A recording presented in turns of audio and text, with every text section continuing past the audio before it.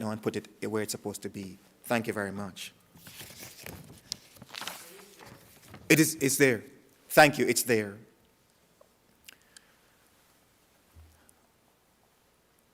Today's sermon. Today's sermon. Today's sermon is not the one I prepared and was finished with on Thursday morning. It was done, my sermon was done on Thursday morning. By Thursday afternoon, I began to sense that that was not the sermon I should preach to you this morning. Because there are so many persons connected to our church who have passed in the past 2 weeks. And for those who are on Zoom, I have chosen to change the nature of the sermon because of what you see on the screen this morning. The theme for this sermon has been changed to simply, today we grieve. Today we grieve. If you see the list in front of you, both those who are here in church and those who are at home this morning, there are, as you see, 6 persons connected to our church from India who have passed. And there are 2 right here from our church who have passed. And so almost every single member in our church has been in deep grief over the past 2 weeks. It has been one of the most difficult 2 weeks for this congregation. And so I had to throw out the sermon I had planned to preach because today we grieve. Today we must grieve. And I could have mentioned also the fact that just a couple days ago, 8 people were shot to death in Indianapolis by a young man who was 19 years old. What do these relatives, most of whom you know were from India, these Sikhs, what do they do now that their loved ones have gone? I don't need to remind you that just this morning when I looked at the chart, the COVID chart, especially for India, it's like it's going straight up in infections. I came to work on Wednesday morning, and on Wednesday morning as I drove back after I got my breakfast and I came back, the COVID cases were about 200,000 persons in India. And you and I know that that's not the real count, because those rural towns in India, who's going to count them? There is a heaviness this morning. And so our theme for today is simple. Today we grieve.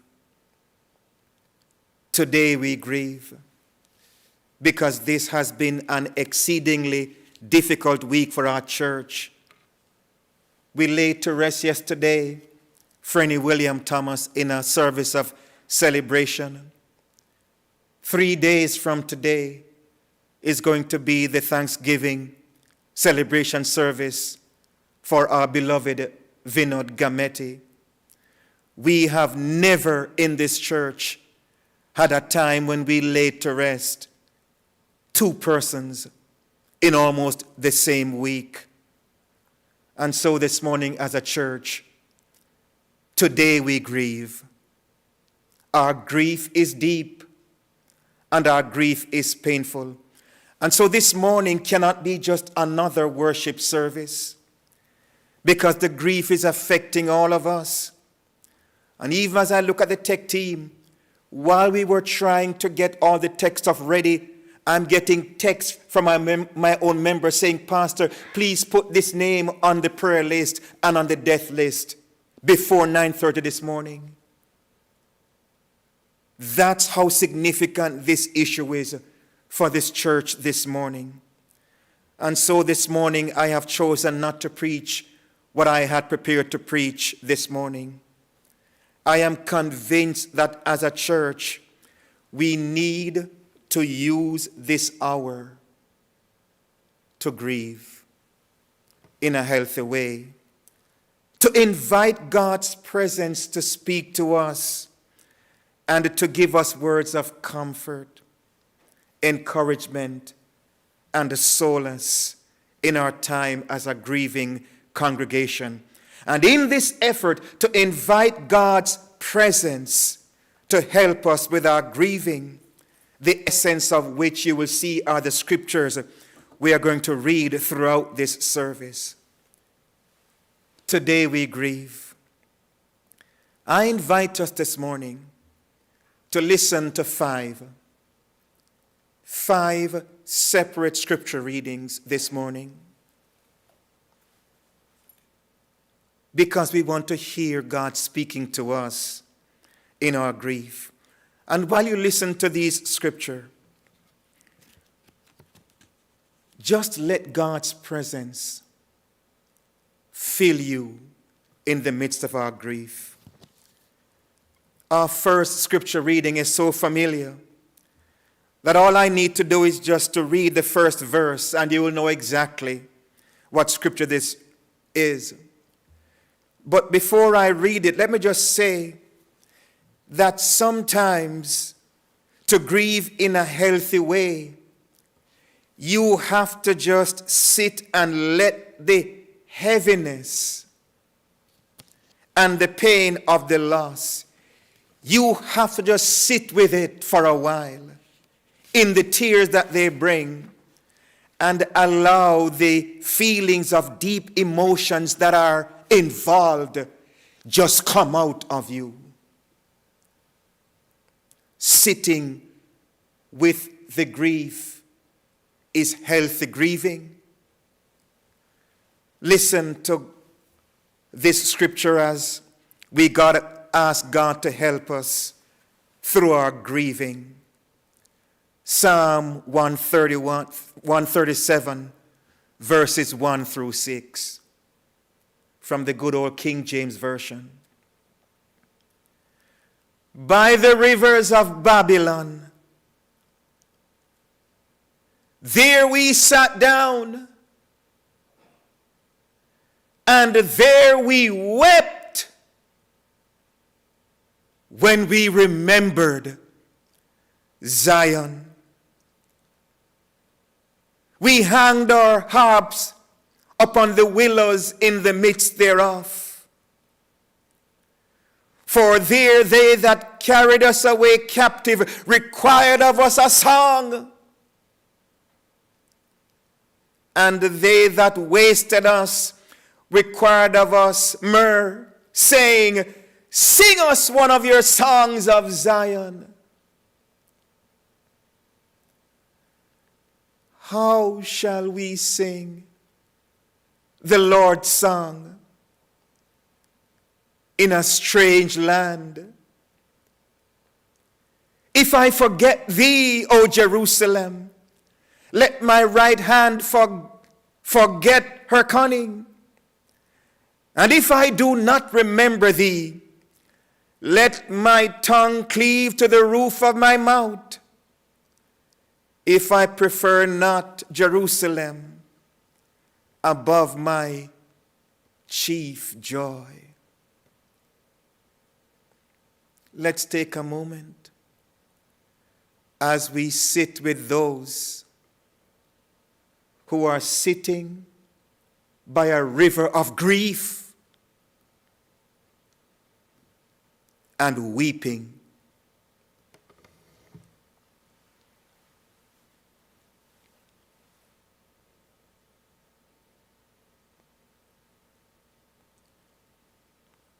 We are forced by the significance of our grief, to sit down in pain and agony of the losses we have experienced right here in this place and miles away across the Atlantic in India.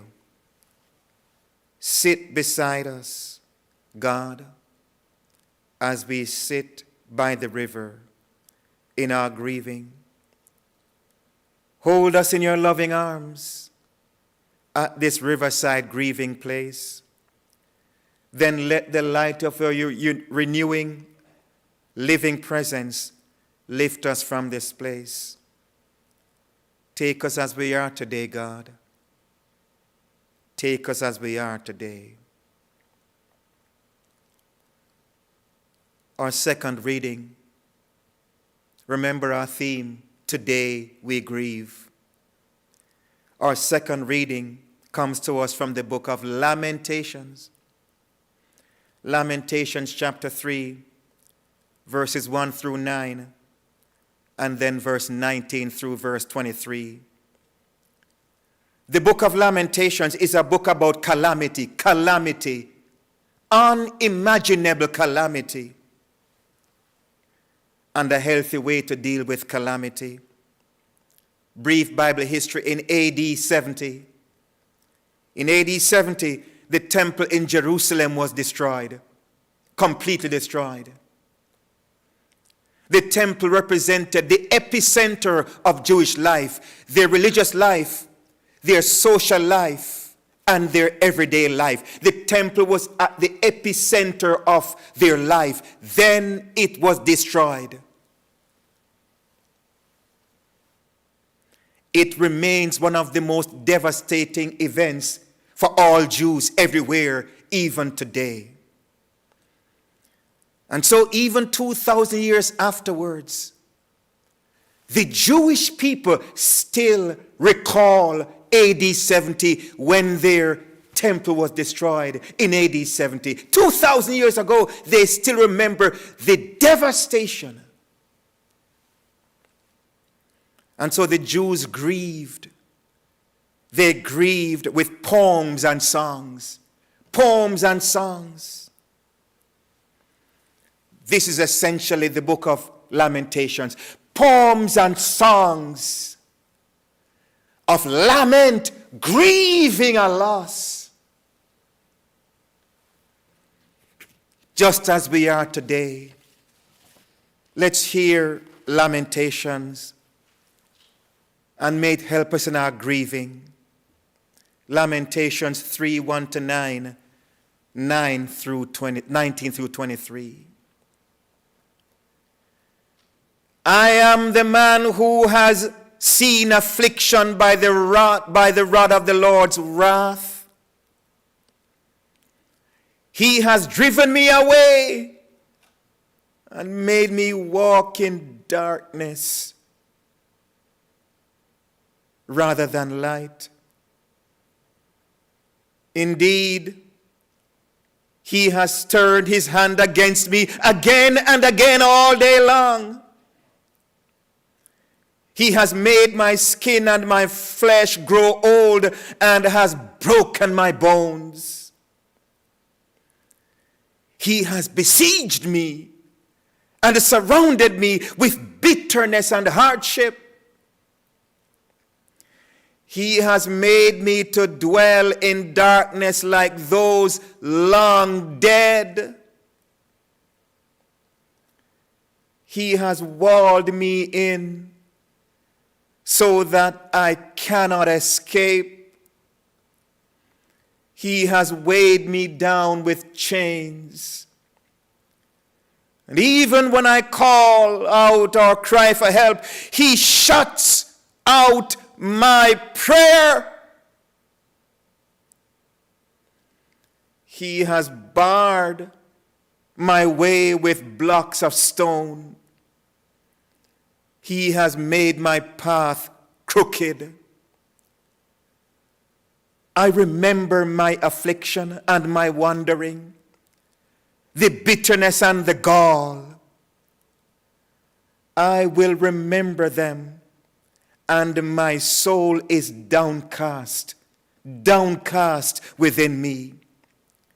Yet this I call to mind, and therefore I have hope.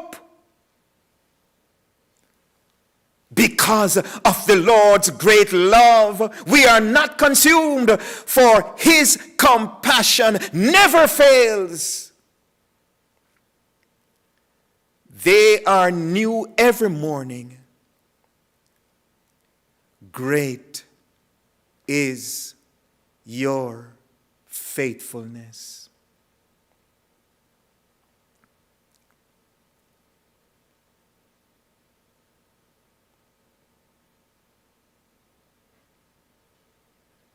It's tough. It is tough. But they are new every morning, in spite of how tough things are. Now we come to our third reading. Remember our theme. Today we grieve. Today we grieve. But before I read the third reading for you, I need to give you a heads up about this third reading. I need to give you a heads up before I read it. What you will hear in this third reading, especially because those who are virtual perhaps are seeing it differently because you are in your homes. What you will hear in this third reading is anger. Anger. You are going to hear raw anger, the raw anger of a person who felt as if God was unfair to him. You are going to hear a person who experienced significant losses and as a result became angry at God, very angry at God. I need to read this scripture in worship today because anger is a legitimate and sometimes necessary part of grieving.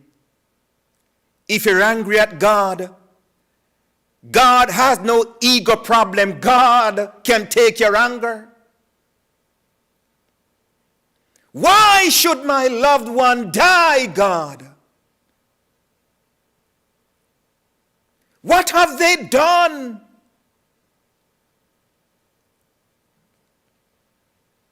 Where were you when they were dying, God?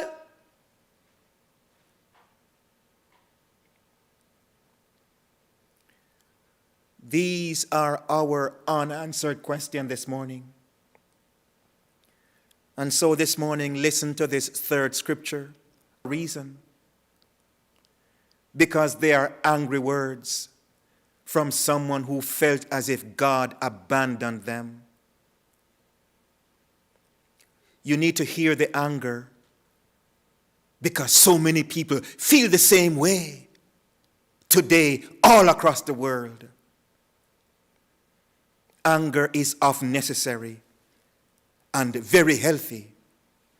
God will not hold it against you. So listen and participate in this expression of anger from the lips of Job. Job, who lost so much. Job 10, 1 through 9, then 18 and 19. I loathe my very life.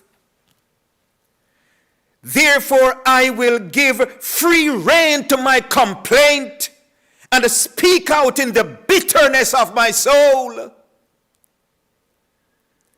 I say to God, do not declare me guilty, but tell me what charges you have against me.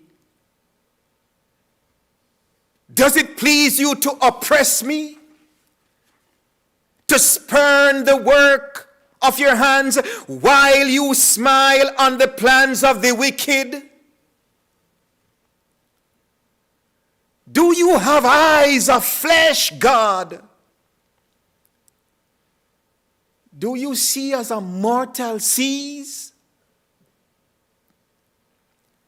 Are your days like those of a mortal, or your years like those of a strong man, that you must search out my faults and probe into my sin? though you know that I am not guilty and that no one can rescue me from your hand. Your hands shaped me and made me. Will you now turn and destroy me? Remember that you molded me like clay. Why then did you bring me out of the womb? I wish I had died before any eye saw me. If only I had never come into being, or had been carried straight from the womb to the grave.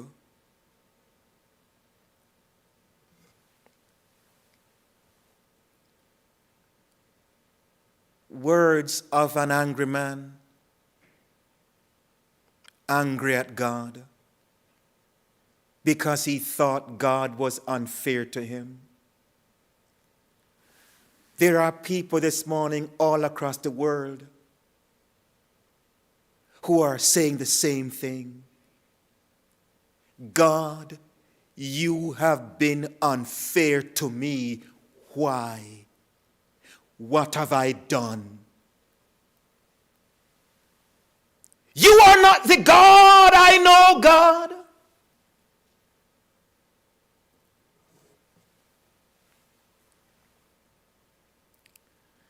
Let us sit with these words of anger for a moment, because Job's anger is our anger.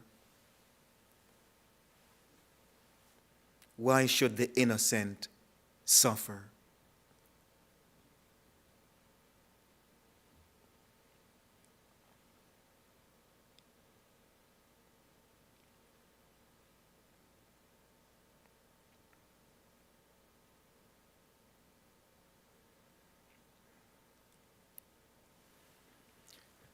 Before we get to our fourth reading, let's take up a breath of fresh air. Let's listen to this appropriate song to prepare ourselves for the fourth reading. Let's go as we listen to this song. Gentle Shepherd, come and lead us.